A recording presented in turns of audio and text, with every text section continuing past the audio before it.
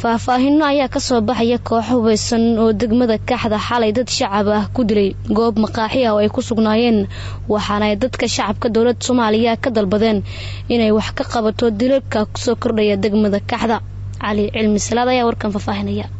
kooxaha hubeysan ayaa xalay degmada Kaxda waxay ku dileen dad shacab ah oo hal goob ku wada sugnaa 4 qof ayaa geeriyootay halka 3 kalena ay dhaawacmeen kadib rasaas ay ooda kaga qaadeen dabley hubeysan dad shacab ah oo ku fiidsanayay maqaaxi ku taala laanta koowaad ee degmada Kaxda ee gobolka Banaadir. raka ka dambeeyay dilka dadka shacabka ah ayaa ku hubeysnaa qoriga loo yaqaano AK47 waxa ayna rasaas aan loo meeldayn ay ku fureen dad shacab ah taas oo sababtay geerida 4 qof iyo dhaawaca 3 kale. kooxihii ka dambeeyay dilka dadka shacabka ah ayaana goobta isaga baxsaday. gudoomiyihii hore ee degmada Kaxda Maxamed Ismaaciil ayaa sheegay in arintan ay tahay mid laga xumaado waxa uuna sheegay in falkan uu salka ku hayo aanooyinka qabiil oo maalmihii la soo dhaafay ay ka taagnay degmada Kaxda isaga oo hadalkiisa ku sii daray in laamaha ammaanka ay ka gaabiyeen wax ka qabashada arintan. waxa uuna dawladda Soomaaliya uu ka dalbaday in wax laga qabto dhibaatooyinka ku soo noqnoqday degmada Kaxda ay ku saleysan aanooyinka qabiil. hadda socday waa wax nooc yar aad moodaa qabiil aad moodaa waa wax aan fiicnayn oo runtii aan lahaa waqtigii hore ay xaaladuhu ay jireen ama ay bilaabanayeen ay odayaashii iyo salaadiinta iyo ay asleeyay way ku filaan lahayd ilaa waqtigii hore xataa anigu degmada joogay ayay madaxeedu ku sii sidnaa oo aanu marxalinay intii ka dambeysana si istaba jooga ayay ayay u socotaa oo waxay hadii marka ay mar bilowdaan si degdeg ah loo xakameyn waayo waxaad moodaa inay si istaba jooga ay u socoto.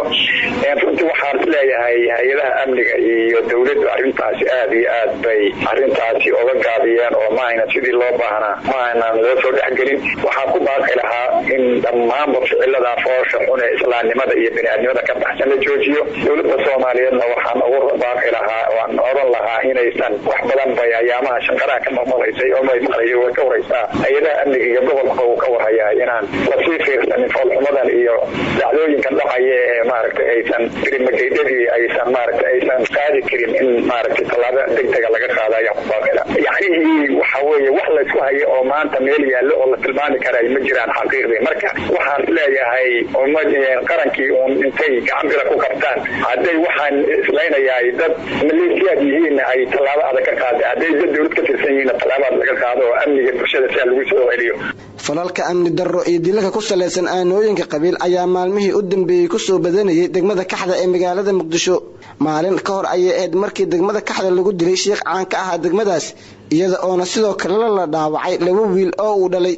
ilaa haatan ma jirto wax war ah oo ka soo baxay maamulka degmada Kaxda kan gobolka Banaadir mana jirto cid wax ka qabatay dilalka ku saleysan aanooyinka qabiil ee muddooyinkii u dambeeyay ka taagnaa degmada Kaxda ee gobolka Banaadir. dawladda Norway ayaa malaayiin dollar waxay ku bixinaysaa xasiloonida dalka iyo sidoo kale shaqo abuur loo sameeyo dhalinyarada. Axmed Maxamed Ibraahim ayaa warkan dhameystiraya. wasiirka arrimaha gudaha ee xukuumadda Soomaaliya Cabdi Maxamed Sabriye ku-xigeenka safiirka Norway ee Soomaaliya ergeyga gaarka ah ee dawladda Norway u qaabilsan Geeska Afrika ayaa ka qayb galay kulan lagu daafuriyay wajiga labaad ee mashruuca xasilinta iyo adeegyada guud ee bulshada oo ay maalgelisay Norway. mashruucan oo socon doona muddo 3 sano ah ayaa waxa ku bixi doonta lacag dhan 24 milyan oo dollarka Mareykanka iyadoo inta uu socon doono diiradda lagu saari doono arrimaha xasilinta, shaqo abuurka dhalinyarada, dib u dhiska kaabayaasha dhaqaalaha sida wadooyinka, garoomada ciyaaraha, isbitaalada, nalaynta jidadka iyo taageerada ganacsatada yaryar. wasiirka arrimaha gudaha ee xukuumadda Soomaaliya Cabdi Maxamed Sabriye oo kulanka kadib la hadlay warbaahinta ayaa sheegay in mashruucan uu xambaarsan yahay muhiimad weyn isla markaana ay ka faa'iideysan doonaan dhalinyarada, dadka danta yar, ganacsatada yaryar iyo bulshada Soomaaliyeed qaybaheeda kala duwan. wuxuuna rajo wanaagsan ka muujiyay in lagu guuleystay hadafka loogu talagalay mashruucan. xasilinta Soomaaliya oo 3 sano soo jiray oo dhaqaale 80 milyan iyo wax ka badan ay ku soo baxeen haddana dhaqaalihii loogu talagalay laab ka badan laga dhigay. ujeedaduna ay tahay in dhinacyada meelaha la xoreeyo oo dalkan ka mid ah wax looga qabto xasilintooda iyo xataa meelaha nabdoon in horumarkoodii iyo looga shaqeeyo xiriirkii dadka iyo sidii bulshada hore ugu wada socon lahayd. waxaa ka mid ah in dhallinyaradu shaqo hesho, inay dhismaan maxaa la yidhaahdaa maamuladii degmooyinka iyo tuulooyinka si ay dadku dad tashan kara oo wax qabsan kara ay u noqdaan.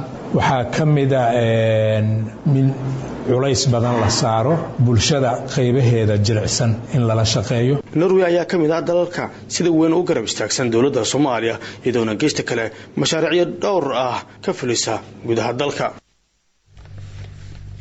waa mahadsantahay Axmed. gudoomiyaha gobolka Banaadir ahna duqa magaalada Muqdisho Cumar Maxamuud Maxamed Filish ayaa markii ugu horeysay u ambabaxay magaalada Durban ee dalka Koonfur Afrika. gudoomiyaha ayaa lagu wadaa inuu ka qayb galo shir caalami ah oo looga hadlayo horumarka iyo koritaanka ay sameynayaan magaalooyinka caalamka. shirka waxaa ka qayb galaya oo lagu casuumay inta badan gudoomiyaasha caasimadaha qaaradda Afrika. waa safarkii ugu horeeyay ee gudoomiyaha gobolka Banaadir uu kaga ambabaxo magaalada caasimadda ee Muqdisho tan iyo markii loo magacaabay xilka gudoomiyaha gobolka Banaadir. xildhibaano ka tirsan baarlamaanka Soomaaliya ayaa ka shiray fatahaada webiga Shabeelle uu ku sameeyay magaalada Beledweyne ee xarunta gobolka Hiiraan. Farxaan Maxamed Xuseen ayaa warkan faahfaahinaya. xildhibaano ka tirsan labada aqal ee baarlamaanka Soomaaliya xubno ka mid ah guddiga gurmadka fatahaadaha ee maamulka Hirshabeelle ayaa waxay kulan ku yeesheen magaalada Beledweyne ee xarunta gobolka Hiiraan. waxayna ka wada hadleen arrimo la xiriira fatahaadaha iyo sida gurmadka loo gaarsiin karo dadka dhibaataysan. madaxweyne ku-xigeenka maamulka Hirshabeelle Cali Guudlaaw Xuseen ayaa goobjoog ka ahaa kulanka, waxaana diiradda lagu saaray sida uu socdo howlaha loogu gurminayo dadka ay saameynta ku yeesheen fatahaadaha webiga Shabeelle ee magaalada Beledweyne. sidoo kale waxaa goobjoog ka ahaa kulanka xildhibaano ka socday labada aqal ee baarlamaanka Soomaaliya. Cali Guudlaaw madaxweyne ku-xigeenka Hirshabeelle ayaa guddiga kula dardaarmay in dadka jilicsan ee liita iyo dadka baahiyaha gaarka qabo muhiimadda ugu weyn ee gurmadka la siiyo. kulanka ayaa la isku afgartay in si nidaamsan loo qeybiyo deeqaha shacabka uu saameeyay fatahaadaha webiga Shabeelle uu ka sameeyay magaalada Beledweyne ee gobolka Hiiraan. webiga Shabeelle ayaa saameyn ku yeeshay qoysas badan oo ku nool magaalada Beledweyne ee xarunta gobolka Hiiraan, kuwaasi oo haatan ku dhibaataysan deegaanka Ceel Jaalle ee gobolka Hiiraan. waa mahadsantahay warka subaxa idaacadda kulmiye ayaa dhageysanaysaan. markana warkii dibadda haddii aynu eegno, madaxweynaha Mareykanka ayaa lagu ganaaxay lacag dhan 2 milyan oo dollar. xaakim fadhiya magaalada New York ee dalka Mareykanka ayaa ku amray madaxweynaha dalka Mareykanka Donald Trump inuu bixiyo ganaax lacageed oo dhan 2 milyan oo dollar maadaama uu si khaldan u isticmaalay lacag ay lahayd hay-ad gargaar uu isaga leeyahay. lacagtaasi ayaa madaxweyne Trump la sheegay inuu adeegsaday ololihiisa doorashada ee sanadkii 2016. hay-adda Donald J. Trump Foundation ayaa la xiray sanadkii 2018 kadib markii xafiiska dacwad oogaha Mareykanka uu ku eedeeyay in ay ka shaqeyso danta madaxweyne Trump. garsooraha maxkamadda ayaa sidoo kale amray in hay-adan oo ay madax ka yihiin madaxweyne Trump iyo 3 caruur aan loo adeegsan karin arrimo siyaasadeed. waxaana intaa raaciyay in lacagtaasi ganaaxa uu madaxweynaha jeebkiisa ka bixinayo. waxaan Trump ku amreynaa in uu bixiyo lacag dhan 2 milyan oo dollar.